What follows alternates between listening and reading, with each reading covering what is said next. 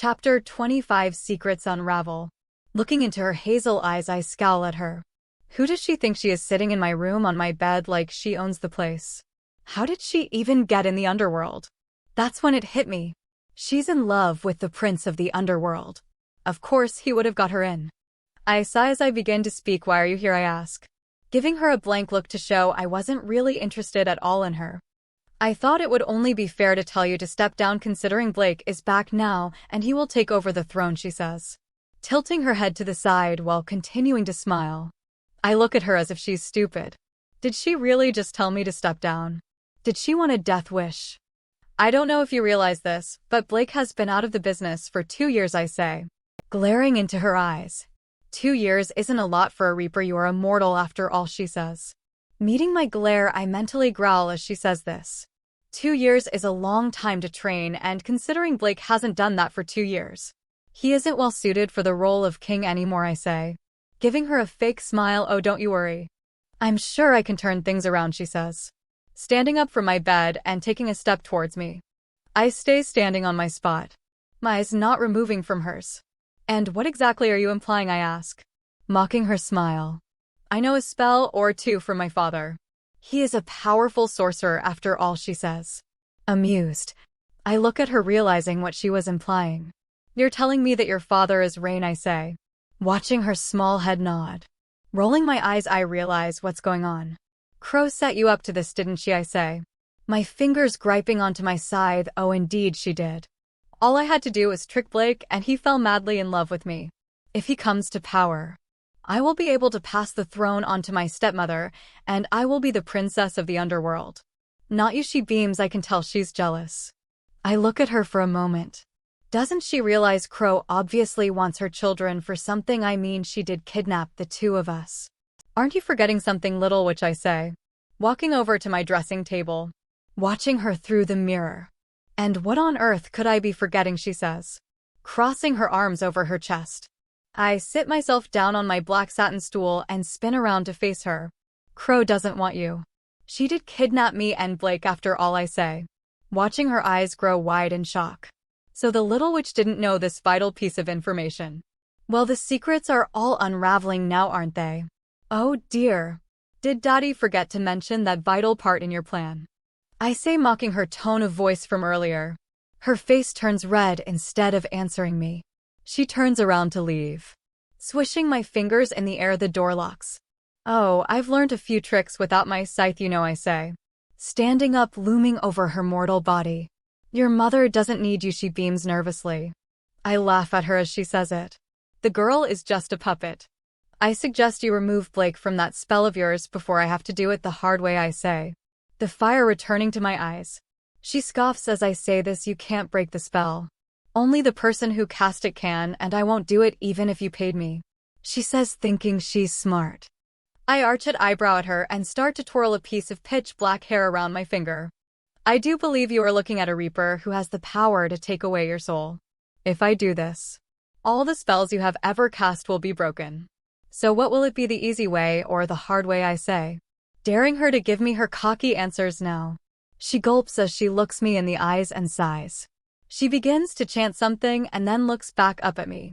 The spell is broken. He won't feel anything towards me anymore, she says, looking at the floor. And his memories, I ask, wondering if the witch had corrupted them. They are still intact, she says. Good. You can leave now, I say, swirling my scythe as a black cloud surrounds her, transporting her back to Earth. Looks like it's time to pay a certain vampire king a visit. Quickly, I transport myself to the world of fire where Satan dwells. As I enter hell, all demons look at me. Of course they want to see my face, but it will never happen. Ignoring their stares, I made my way up to Satan's palace and am immediately greeted with the devil himself. Raven, what can I do for you? Satan asks me. Of course he isn't in his true form, as he only uses that to intimidate people, which is exactly what my father does. They disguise themselves as humans and only reveal their true form when needed. Leo has a demon form as well, but I've only seen him reveal it once. Me, on the other hand, I have always hidden my other form. What I look like now is the form that I was given at birth, becoming my true form. The one that I am hiding will not be revealed unless it needs to be, and so far I haven't had to show it. I was wondering if I could borrow your son. I ask him, he smiles and nods. He sends a demon off to fetch him, and almost a second later Leo appears right next to me. Please tell me I get to beat someone up, he says. I roll my eyes and simply nod. I fill him in on the details, and we get ready to leave for our destination. The bloodsucker won't know what hit him. Chapter 26 Death Wish. We end up outside the familiar mansion of the Bloodbrooks, and I cautiously make my way to the door, Leo trailing behind me. I raise my fist and knock 3 times on the wooden door. Footsteps begin to make their way over to me, and I stand my guard, ready to attack anyone that threatens me. The person who opens the door, however, is nothing but a mere vampire butler. Sighing, I look him straight in his beady brown eyes. You better tell His Highness that death is here, I say, annoyed that he didn't answer the door himself. The vampire nods as he gestures for us to come inside. Meekly, the vampire walks off to find his master. Leo jumps onto the red sofa and immediately starts to lounge on it. Take a seat, Rave, it's really comfortable, Leo says, placing his hands behind his head as he stretches out on the sofa. We're not here to lie around, Leo the first say, glaring at him. He doesn't appear to be fazed by my glare as he stays how he is. Soon I hear footsteps behind me, and I immediately turn around to be greeted by the king's gray eyes. I was wondering how long it would take you to arrive, Adam says, looking amused at my angered face. I believe you have someone that doesn't belong to you, I state matter-of-factly. He smirks at my comment and grabs a crystal glass filled with a thick red liquid. Oh, and he belongs to you now, does he asks, raising an eyebrow in my direction. I scowl at what he was suggesting. He doesn't belong to anyone, and certainly not you, I beam, glaring at him intensely. Then, I'll make you a deal, he says, swirling the red liquid in the glass. I look at him, interested in what he was going to suggest. A small part of me, knowing he just wanted ally, was telling me that he just wants her. Go on then, I say, tapping my fingers against my scythe. Adam smirks at me. Give me Lillian and I'll give you the immortal, he states in a serious tone. No longer looking amused, I laugh at his pathetic attempt of a deal. Why the hell are you laughing, he asks, irritated. The big bad vampire thinks I'll give him Lillian. Newsflash, kid. Your wife is dead and ally is not Lillian, I state, smashing my scythe into the ground to make my point. I'm no child, he says, gritting his teeth together. I can't help but smirk it though. You may live forever, but all of you know your death date and cause has already been set, whereas for me I am immortal. I can't be killed, you can, I say, amused at his angered face. He begins to scrunch his hands into fists and menacingly takes a step towards me. The glass sitting in his hand shatters into millions of shards, and immediately a butler is there to clean it all up. Amused, I look into his now blood-red eyes. There's a way to kill a god, Raven, don't test me. Do you want the boy alive or not, he beams, glaring at me. Immortals can't die unless you figured a way for them to die. I ask in an innocent tone, don't act dumb with me. Even immortals can meet their end, and I know you can reap their souls, he states. Suddenly he freezes and I stare at him in wonder. He then turns back to me and smirks. Reapers can kill immortals. That's the only way they die. My sources tell me you have been trying to get his soul for weeks now. What's happened, princess? Are you losing your touch? He asks as he begins to ironically do a cliché villain chuckle, sweeping my side out of the ground. I pointed at him, you're forgetting something. I'm no ordinary reaper, I began to glare intensely at him. Not backing down. Give me Luke and that will be the end of it, I state, proving how easy this can be over. The vampire just smirks at me. Over my dead body, he says, baring his elongated fangs at. Sighing, I mutter to myself. They always choose the hard way. Why does everyone want a death wish these days? I sigh, bringing my hand up to my face. I hate to do this to a lowly soul like him, but my other form had to be revealed sometime, right? My veins began to fill with pitch black blood. The skin itself grows paler. I can feel my teeth sharpen in my mouth. Taking a glimpse of my reflection on the mirror on the wall, I realize my entire mouth, including my lips, had become pitch black. The only thing noticeable were the sharp spikes inside the black cave that is my mouth. My eyes were now pitch black and soulless. The king takes a look at me and slowly begins to back away, his eyes retiring to their silver shade. What the hell are you, he asks. Stumbling over his words, I hiss at him. not bothering to explain anything. Shouldn't have done that, Vampy, I hear Leo's voice say alongside me. And what on earth do you mean, he asks, raising an eyebrow. It was obvious he was hiding his fear behind his tough facade. But I wouldn't be fooled easily, you see this. Raven's true death form. She's never needed to reveal it until now. You must have really pissed her off, Leo says. Chuckling, what will she do, the vampire asks. Stuttering, Leo lets out a low chuckle. I suggest you set the immortal free unless you really do want to die. I mean, I've never seen a Reaper in their other form, but trust me, their reputation tells it all. Once she's finished with you, there won't be a soul to collect. You will disappear off the face of the earth. Do you really want that, Leo asks, smirking. My glare doesn't move from the vampire. Leo was right. He won't even have a soul when I'm through with him. Chapter 27, Life Clock. The vampire stares at me in horror. I continue to hiss at him, making my towards him. My soulless eyes bore through his pathetic being. Causing him to back up into a corner, I trap him. The sharp needles in my mouth protruding out to frighten the king even more. Leo tuts as he comes alongside me. He leans against the wall, not looking up at either of us as he speaks. My glare doesn't remove from the defenseless vampire. Tick-tock, Leo says, in a menacing tone that even I am unfamiliar with. You hear that? That's the sound of your life clock, Bloodbrook.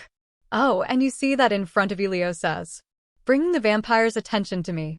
She's the one to end that clock if you don't think fast, he says, gradually standing up and coming up beside me. His eyes were glowing a vibrant amber. You're bluffing, the king spat, looking at the two of us. Do I look like I'm bluffing, Leo asks, his horrid glare looking right through the vampire. Leo pats me on the back. That's enough, Rave. I think he knows not to mess, will you, Leo says to me. I look up at him to find his stare stuck on the king. Slowly I begin to hide my true form, my skin returning to its regular pale color. The black in my veins disappearing, as well as my face beginning to contort as it returns to its original look. My ruby eyes returning, allowing me to look at the vampire clearer than before. My eyes were soulless after all. Go get Luke, I snarl, stepping out the way, allowing him to retreat to obey my command.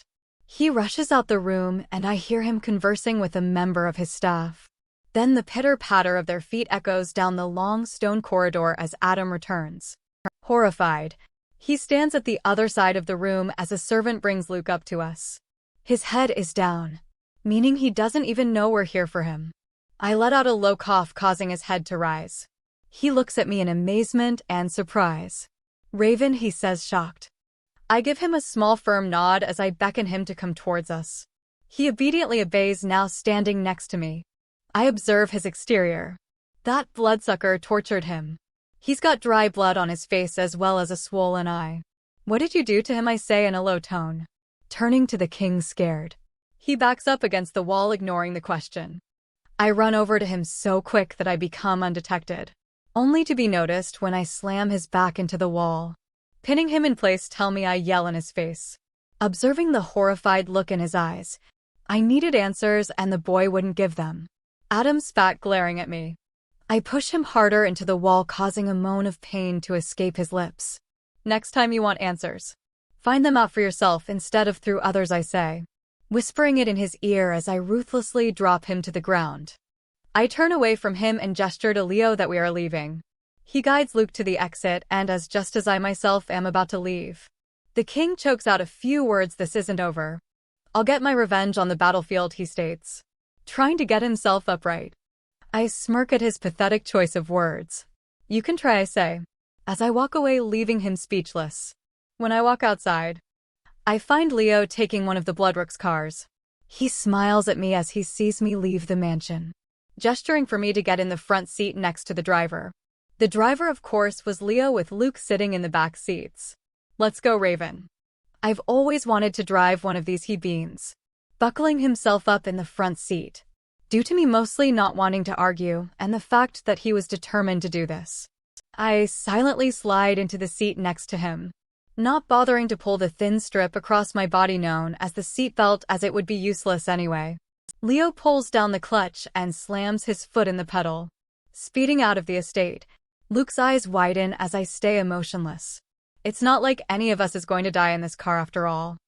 Don't you think you should slow down? Luke stutters out as he grips onto the edge of his seat. His face growing white. Oh, come on. You gotta learn to relax a little. Live life to the fullest, Leo beams, revving the car to go even faster as he speeds down the abandoned street. You don't have a life to live, I mutter under my breath, looking out the window as the surroundings speed past. That's true, but I live forever, so let me pretend for a while, okay? Leo says, chuckling as he continues to speed up. Luke suddenly grows quiet, and as I turn back to look at him, I find out he's fainted. Sighing, I turn back to Leo. Slow down, I say, sternly glaring into his eyes. Leo takes one look at me and sighs. Whatever. We're here now anyway, he says, and I look outside the window to be greeted of the familiar house that Callum and Ally dwell in. Why are we here, I mutter. Leo shrugs at me and gestures to Luke passed out on the back seats. He's gonna be safer here, think about it, Leo says, unbuckling his useless seatbelt and opening the car door. He walks over to the door closest to Luke, opening it and dragging him out as he walks towards the front door. He better be right. I don't have any more time to waste on rescue missions. Chapter 28: Sibling Troubles. Leo returns to the car after leaving Luke in Ally's capable hands. He buckles himself back up, which I decide to bring to his attention considering he's immortal. Why do you put that thin piece of material over you? I ask, referring to the seat belt. It makes me feel more human, I guess, he says, shrugging, sighing. I rest my head back against the seat. We're far from human, Leo the first say, closing my eyes. You're telling me, he mutters as he begins to drive. Sitting back up, I look out the window once again. I examine my surroundings closely. Each tree and blade of grass. Everything seems so peaceful compared to the underworld. It's not silent here. The sound of the wind rushing through the trees. It's rather refreshing. This has to be what true peace is. In the underworld, everything is just silent. It's so silent, it's sinister. The type of silence you don't want to happen. It's the sound of death. Even though the souls roam endlessly across the plains of death, they never seem to know where they are. That's why I was shocked to find Callum roaming around, but seeming conscious. That only happens if it's a forced death. He wasn't supposed to die, now that I think of it. Who transported his soul to the underworld? He wouldn't have been able to enter without a reaper by his side. Are one of my father's reapers working against us and with Adam? Just as I was spacing out, something catches my eye through the trees. A pair of cerise eyes glaring back at me. I'm certain it wasn't a vampire. Deciding to divert my attention from it, I turn to Leo. Someone's working against me, I say, looking at his face for a reaction. He keeps his eyes focused on the road, but his expression grows serious. Any leads, he asks me, looking at the road. Sighing, I shake my head. I don't know anyone who would work against me, I say honestly, as I lean back in my seat. Do you think it could be Blake, he asks. Raising an eyebrow, I sit up for a moment. I don't know whether Blake betrayed me twice or not. I can't even trust him anymore. It could be, I say eventually. I look back out the window. Is it possible that my brother is on King Adam's side? Father picked his name because it represented the darkness. Blake is certainly dark. He's always doing things for his own selfish needs. All of a sudden, my head slams against the back of the seat as the car comes to jolt. My vision becomes blurry as pain erupts inside my head. Ironic, isn't it? I have eternal life, but I can feel pain. Raven, are you okay? I hear Leo say next to me. I nod my head as my vision eventually becomes clear and I can finally see why Leo stopped the car. The same pair of cerise eyes I spotted earlier were staring right through me. Blake was standing a couple feet in front of the car with his scythe at his side. I'm fine, but he won't be, I say in a low tone as I step out of the car. I slam the metal door behind me as I march my way over to him. I stand a few inches in front of him and glare right into his eyes. I hear the sound of a car door close behind me and realize Leo has gotten out of the car. Raven, Blake says, remaining emotionless. Blake, I say, sneering at him. He tilts his head back in amusement and opens his mouth ready to say something until he is interrupted by Leo. What the hell are you doing here? Leo beams as he stands alongside me. Hell. Now that's interesting coming from you, isn't it, Leonardo? Blake answers cockily. Don't call me by that name, he snarls out. I place my hand up to silence him so I can speak.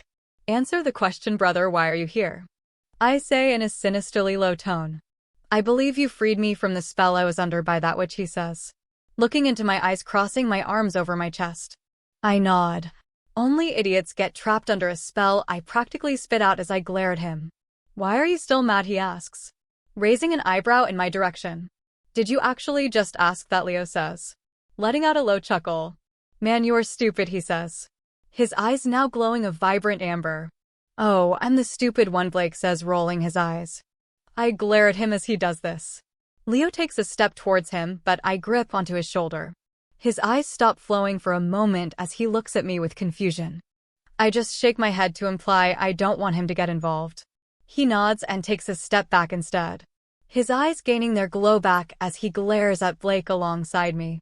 Yes, you are the stupid one, I say, looking into his cerise eyes.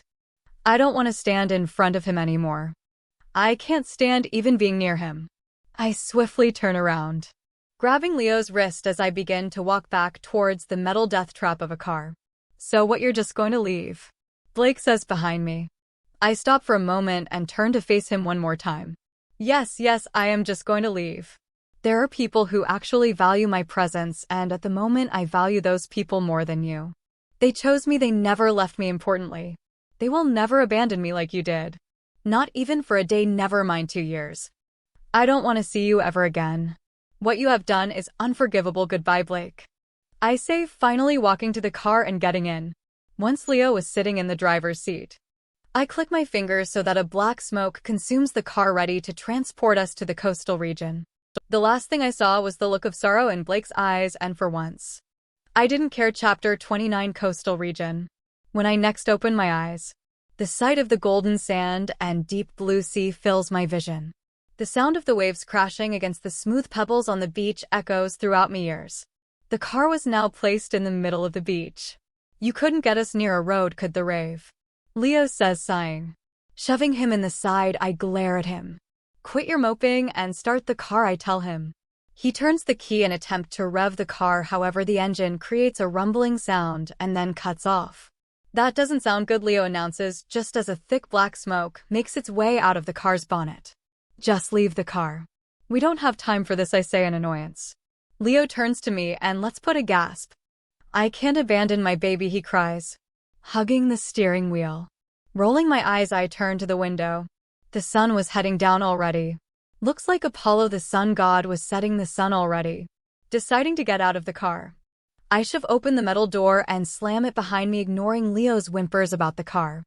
I begin to make my way towards the stone pathway at the edge of the beach when I hear someone call out to me. Hey, do you need any help? A low voice says in the distance. Turning around to face the owner of the voice, I'm greeted with a pair of golden brown eyes and thick brown locks falling around his tanned face. The idiot in the car does, I state, motioning towards the black sports car parked in the middle of the beach. Looks like the engine's busted. I can fix it for you, so don't worry, he says, revealing a pearl-white smile. I nod as I turn around and take a step to walk away when he suddenly says something. Aren't you hot wearing all that black, he asks, looking towards the blazing sun. Shrugging, I turn to face him once again. I always wear black. It's what everyone wears where I'm from, I say, remaining emotionless. The tan-skinned boy examines me closely before he locks his golden brown gaze with mine. Red eyes, are you a vampire, he asks. Staring at my eyes, I shake my head. I'm a reaper, I say, watching his face grow in shock. Why on earth is a reaper here? He asks in shock and fear. I have business here, I say, shrugging. You always have business, I hear Leo say as he walks away from the car and coming alongside me. Being an angel of death is busy, I say, stating the obvious. The boy in front of me stares at Leo's eyes now. I've never seen someone with that shade of color for eyes. Are they amber, he asks in curiosity. However, he appears to be keeping his distance. All demons have amber eyes, he says, tucking his hands into his pockets. AD demon, he asks, taking a small step back. I thought you sent someone here to tell them of your arrival, Raven. Leo asks me once he says my name. The boy turns to me. You're Raven, he asks, looking at me a little more closely. Silently, I nod and immediately he bows to me. I'm so sorry, Your Majesty, I had no idea, he says apologetically. Sighing, I turn to him. You don't need to bow, I say irritably. But you're the Princess of Death, he says in admiration now.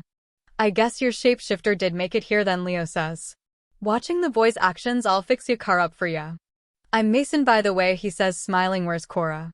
I ask, getting straight to the point. "She's just over there in Coastal High," he says, pointing to the school building standing on the coast's cliffs. Nodding in thanks. My black feathered wings sprout from my back and I begin to soar through the air towards the school. Leo follows me with his red leathery wings, landing swiftly on the ground. I narrow my eyes at the surroundings, desperately searching for an entrance. My eyes land on a set of double doors placed in the center of the building. Strolling up to it, I push open the doors and immediately the people, or supernaturals behind it, stop and stare at me. A few gazes of recognition and fear meet line while others remain confused. Briskly, I walk in between them as they create a pathway for me, with Leo trailing right behind. "It's a reaper," I hear someone say in a hushed tone. "I've never seen one before," another says quietly. "Do you think someone's going to die?" Another hushed voice pipes in. "My bet is she's meeting with Cora," a young elf boy says. I look at him and smirk. He looks away, scared as I continue to march on. Soon I reach the end of the corridor and sure enough I'm greeted with the familiar shapeshifter. "Jack took your time, lass," he says, leaning against the wall. Rolling my eyes, I walk through the door just next to him. A girl with bright emerald eyes stares back at me. Her wavy crimson locks flow effortlessly against her small shoulders and her freckled face smiles at me as I enter the room. "Raven," she says in a polite tone. "Cora," I say, nodding as I take a seat with Leo alongside me. "I see you got the message," she says, nodding to Leo alongside me. "I see you also got mine," I say, motioning to Jack, who is now standing at the back of the classroom. "Yes, I've prepared my army for battle. The question is, when will this battle take place?" She asks curiously. "You tell me." "You can see the future," I say, folding my arms over my chest. "Yes, but all magic comes with a price," she says, looking away as if remembering something from her past. Here I am face to face with a young goddess. This should end well. Chapter 30, Inspection. Rolling my eyes, I lean back in the wooden chair and sigh. She's merely been a goddess for 2 years. She doesn't understand the duties of a goddess fully yet. Then again, who am I the one to judge? I've only been a demigod for 16 years. I didn't even learn my duties till I was 12 because that's the god's way, but I still know more than Cora. She's an amateur compared to me. I do learn quickly after all. Looking into her bright emerald eyes, I open my mouth to speak. "I want to see this army of yours," I say, mind set on an inspection rather than negotiating terms. Cora smiles brightly at me and nods, standing up and gesturing me to follow after her. Briskly, I stand up with Leo alongside me. They have been training on the school grounds where they can be protected and under full supervision, Cora says in a honey-glazed voice, walking down some stone steps with her small heels clapping on the ground. Ironic that a mermaid is capable to walk in heels considering they were born with a tail and not legs. Cora leads me and Leo down endless corridors until we finally reach the gymnasium where her soldiers are training. As I enter the room, a wide range of training techniques catches my eye. In the left-hand corner there is a section where training dummies are dressed up as vampires, goblins, and sirens, each programmed with the enemy's magical abilities. I watch a dark-haired boy with black wings looking similar to a crow walk up to the siren dummy. The dummy begins to sing a song of the sirens, attempting to entrance the crow boy. The boy simply sneers at the doll and uses a silver feather to slit the dummy's throat. Cotton falls from the fake siren, the song coming to an end. Seems that silver feather was a secret blade. Next, a white-haired boy with snow-white fox ears walks towards the goblin and the vampire. With one slick move, he summons a foxfire, burning the 2 dummies to ashes in one throw, killing 2 birds with 1 stone. I see. In another corner, archers are practicing their aims by shooting at cutouts of various supernatural creatures, many of them aiming for the heart or brain. Lastly, at the back of the room, a scene was set up similar to a battlefield. A girl steps up to the challenge and avoids the robotic versions of the enemy with full stealth, managing to shield her presence to go undetected. Then quickly she jumps onto a robot's back and twists its head off. I must say I'm impressed. Cora looks over to me and smiles. "Doing well, aren't they? All have their own techniques," she says proudly, watching one boy in particular. I follow her gaze to the boy and realize he's in fact a vampire, the only one in this room, The vampire walks up to a robot simulating another of his kind, and with questions close speed, he pulls the robotic vampire's throat out, brutally killing him. Odd to have a vampire willing to fight his own kind, I say. Observing him, he's actually part Kelpie, Cora says, her emerald gaze not removing from the vampire. That's quite a strong combination, I say in respect to her. She's chosen the best of the best. So what do you think, Rave? Good enough for your army? Leo says, arm over me shoulders. Pushing him off me, I nod. You've done well, Cora, I say, nodding towards her as she smiles widely. James, come over here, Cora shouts to the vampire. Swiftly, he makes his way over and watches me carefully. Raising an eyebrow at him, I turn to Cora. Death's here, James questions, studying me. Don't see many Reapers around here. Who's dead? He asks, turning to Cora. Cora's eyes suddenly change from a beautiful emerald green to a vibrant red. Mermaid's eyes and ends of their hair change color to reflect their emotions. It's clear Cora is angry at James for embarrassing her. James, it's Raven, she says through gritted teeth. James' eyes widen as he looks at me. You're the goddess of death, he exclaims, shocked. Sighing, I shake my head. Demigod, actually, I retort, sneering at the vampire. I hate it when people confuse me with a goddess. It's not the same as a demigod. Gods and goddesses are bound to a life already written for them. Demigods have an unwritten life ahead of them. If I wished, I could abandon my duty as a Reaper, but it would be extremely difficult. After all, even Blake came back to it. Demigods also have stronger powers. No other Reaper can do what I can.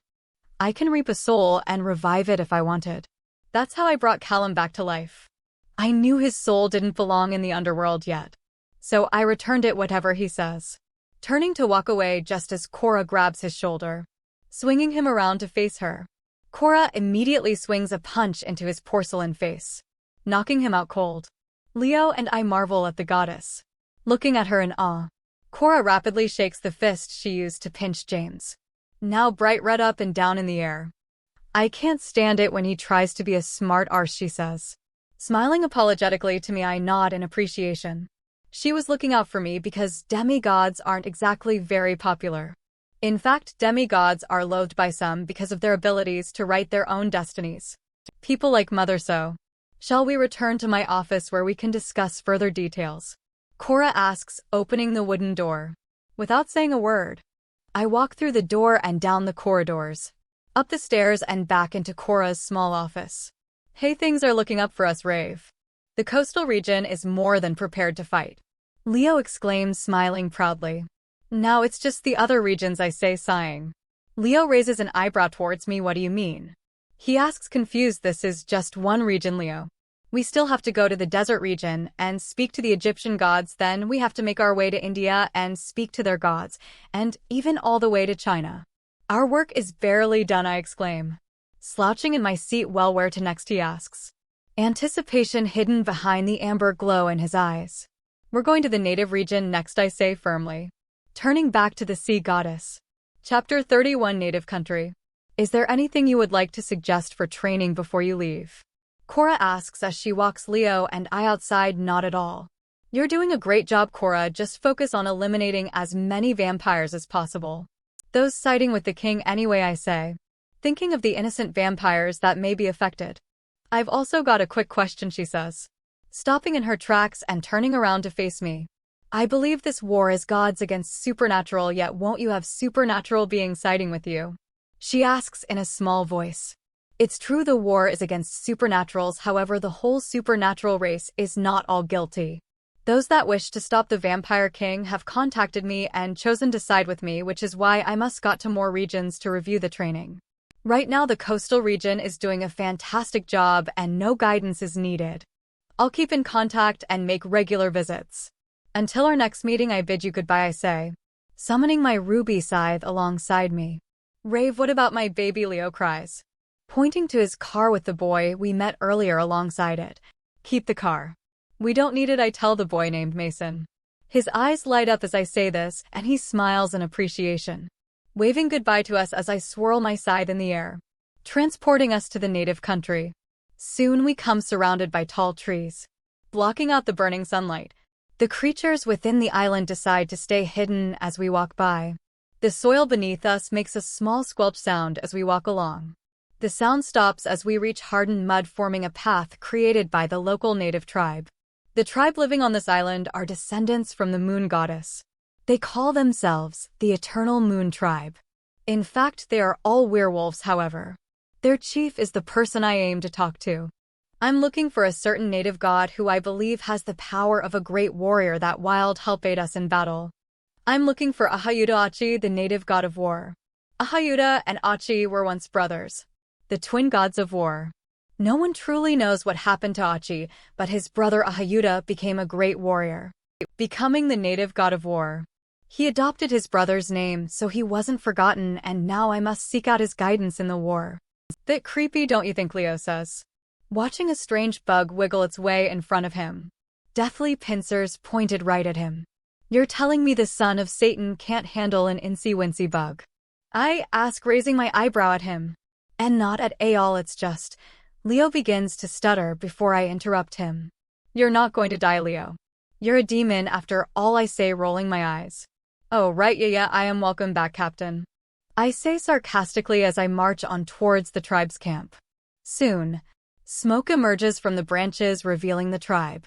Tents made out of different types of cloth are set up around a smoldering fire, letting off a thick black smoke. Most of the tribe are dressed in animal fur due to their hunting skills. None of the tribe seem to bother me, which I highly appreciate. They simply nod in recognition of my arrival. Who we looking for again? Leo asks as his own eyes scan the place. The chief, I say, marching straight towards the biggest tent of all. Swiftly, I pull back the beaded door, and before me the chief was sat among many fur skins. His long chocolate brown hair was braided behind his back.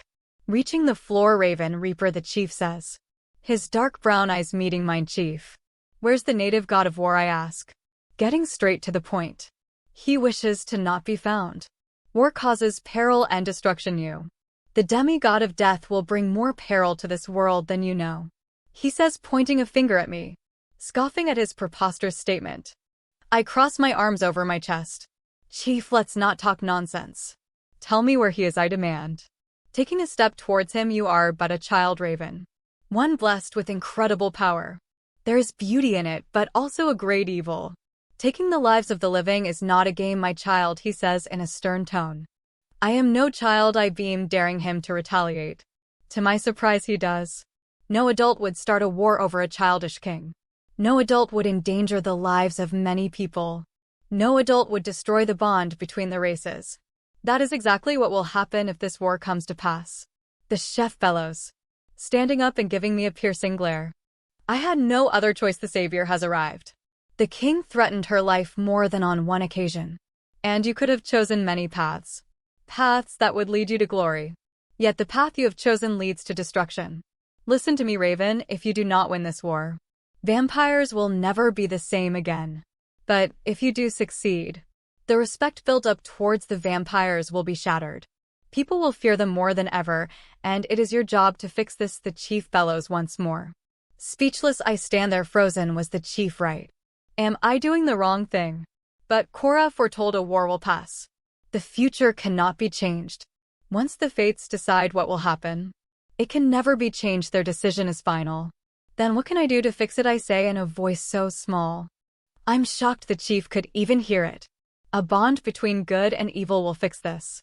A love so strong that it's impossible to break. A love between a deceitful heart and a pure one. Only when this love blooms will the bond between races be healed once again. When this war, Raven, then heal the bond. Only then will you become a great leader, the chief says, looking at me with desperation. That's why I need Ahayuda. Ahayuda Achi will not aid you. He has chosen to take no part in this war. You may leave now. There is nothing here you need, the chief says. Turning his back to me, I stand still, thinking over the chief's words. A love so powerful that it's impossible to break. A love between good and evil.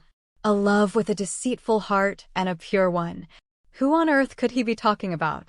Chapter 32, Chinese Festival. Raven, I hear Leo say from behind me. I turn around to face him. He looks at me with a sorrowful look. Don't look at me like that, I snarl. Storming past him, Leo hurriedly jogs to catch up with me. It's okay to be sad, Rave. It did get very heated with the chief and all Leo says. In attempt to comfort me, keyword attempt. At that moment a fire sparked inside me. I begin to feel rage course through my veins. If the native region won't help, then it's their loss. Sad over him. I know you're idiotic, but this is just stupid. Come on, Leonardo, we're leaving, I say, swirling my hand in the air, causing a black smoke to surround the two of us. I'm not going to dwell on this any longer. Next, I'll seek out the help of a god who actually wants to aid me, not one that will embarrass me or treat me like a child. Next, I'm going to the Chinese region. The smoke dissipates around us, revealing a street filled with humans. The street seemed to swallow us up, not making us noticeable to a single mortal, which I was grateful for. I wasn't on duty, therefore I was visible. Above us, hanging on a thin wire, were thousands of Chinese lanterns, all in the colors of red or gold. They shimmer in the soft moonlight, reflecting sparkles onto the people below them.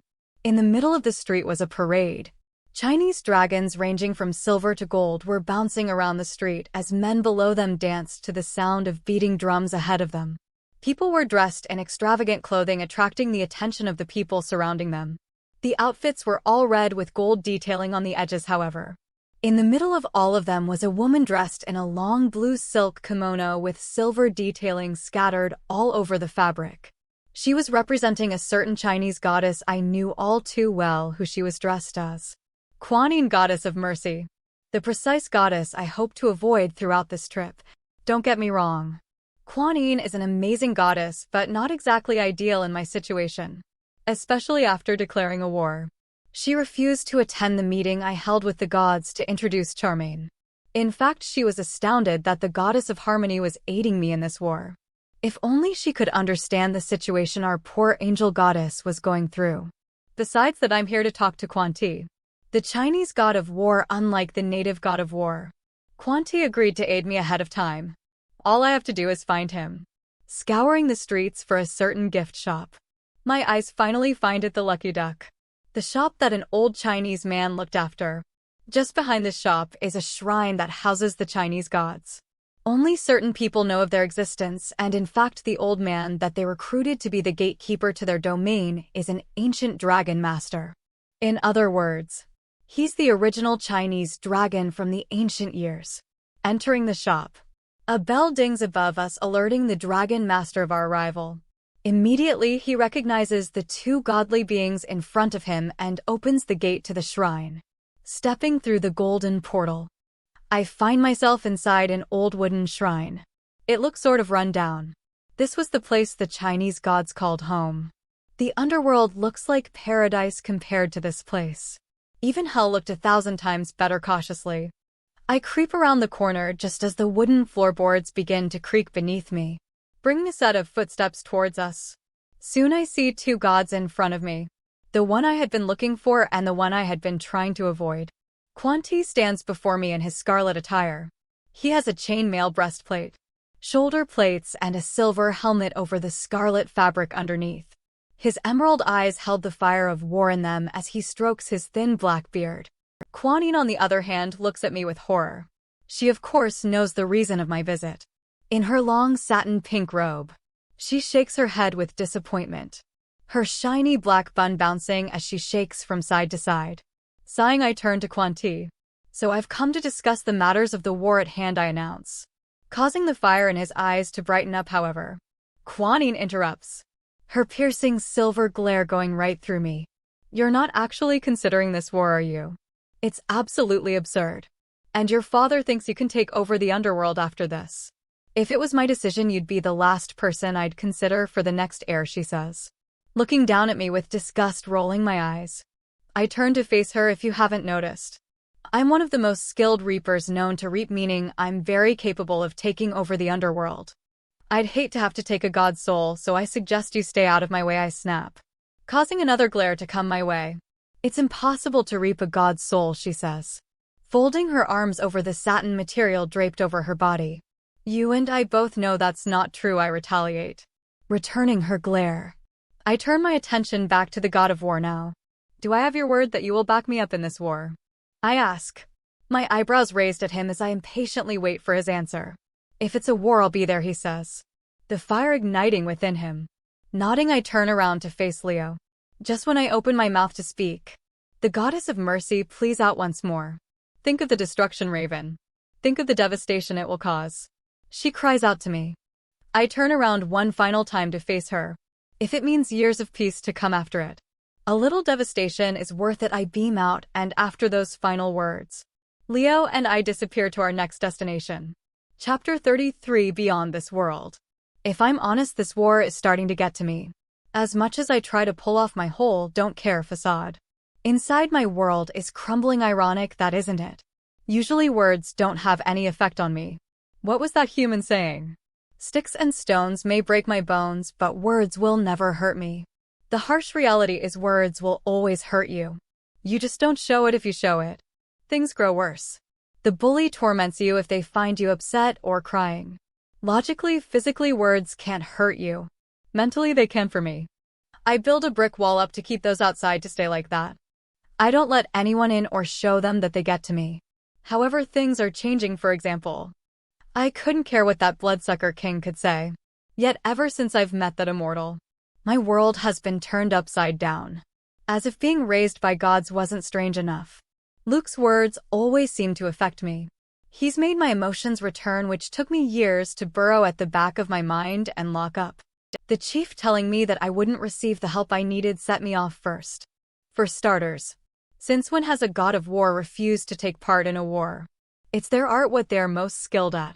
Yet I was refused the help. Why? Because I am just a child. So let me get this right. If I'm considered a child, does that mean that normal, everyday children go about their lives reaping souls, completing tasks with demons and conversing with angels? No, I didn't think so. And, according to the Chinese goddess of mercy, I should be the last person to take over my father's domain. I've met a lot of wise gods in my time, but I've never met someone so blind.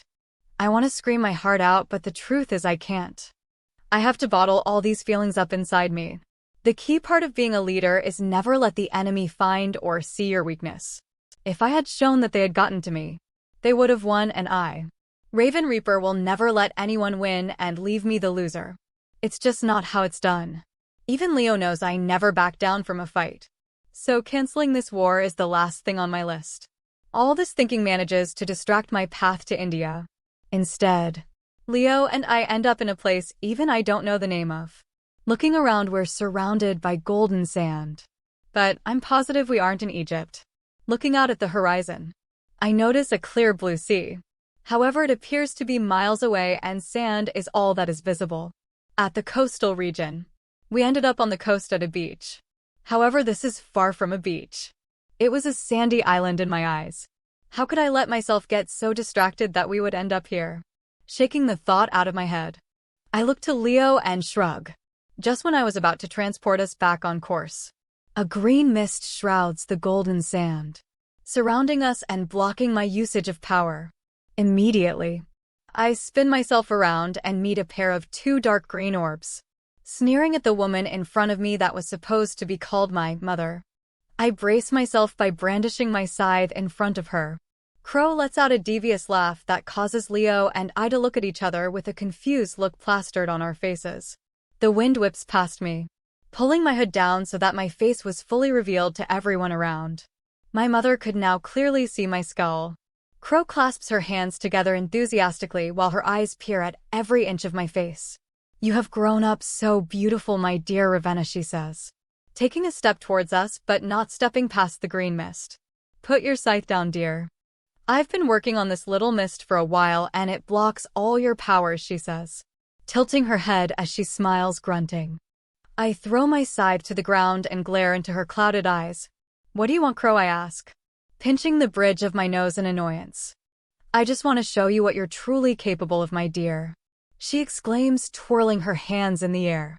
A ball of water appears, hovering over the palm of one of her outstretched hands. In the other was a pile of sand. Scrunching my eyebrows at her, I turn to Leo to see the exact same expression. Turning back, Crow begins to show me what I'm truly capable of. "Your powers are beyond this world, my dear Ravenna. Now here, this ball of crystal liquid represents the earth, and this sand represents the life on earth," she says. plunging the sand into the crystal orb. The sand swirls around, almost dancing in the water, representing the free souls bound to earth. You wield the power of an angel of death.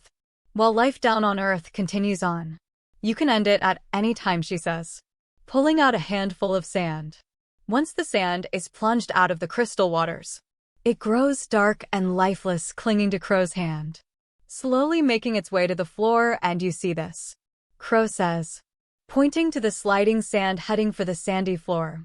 Rolling my eyes, I watch as she continues on her little demonstration.